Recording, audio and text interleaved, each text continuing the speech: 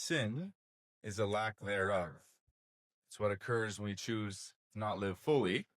We choose to go and stray down a different path that God has set out for us that will ultimately lead us to discontentment and misery.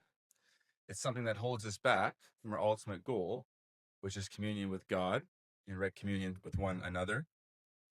Though we know the worst and gravest sin holds nothing compared to the grace, mercy, and love of God. And this we especially know through the devotions to the Sacred Heart and Divine Mercy.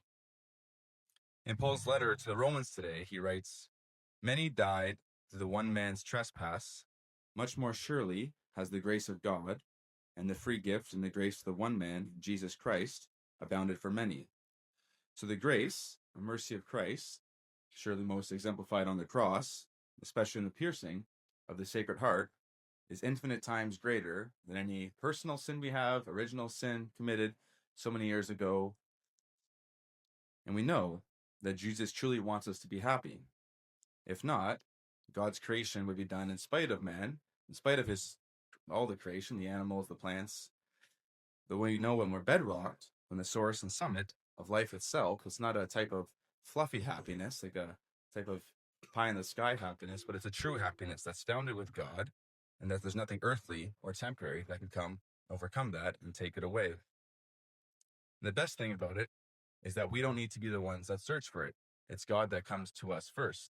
Here at Merciful Redeemer, we're so blessed to kind of be sanctified by divine mercy. There's the image in the chapel there. We also have the image on the wall there, where we see the two, like the written beams coming from Christ's heart, the blue and red beams signifying his love, his mercy that was shown on the cross with the blood and water coming forth.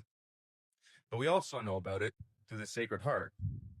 Now, in the Sacred Heart, there's the heart itself and its fullness. There's many different, images of the Sacred Heart, but in general, all of them, they have four distinct things you can say that really show Jesus' love. On the top, there's the cross, which is pointing up towards the Father, showing that everything that Jesus did here on earth, his whole life, and the miracles, the preaching, the forgiveness, whatever it was in response to the Father's will, right? He did it. He was here on earth to do the Father's will. But the cross on the Sacred Heart is also pointing down to earth to be with us. And you say, very importantly, it's right in the dead center of the Sacred Heart.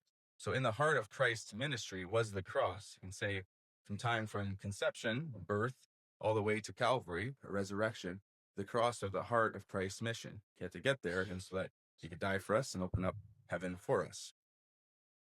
And around the cross, there's the flames that shoot forth, also generally known as the flames of charity, and they're around the heart. So you could take that as, these flames of charity that are coming forth from the cross should burn in our hearts as well, burning whatever's sinful there, any egotistical parts of our heart, to burn away the bad, to put what's good, and so that we could share that with others.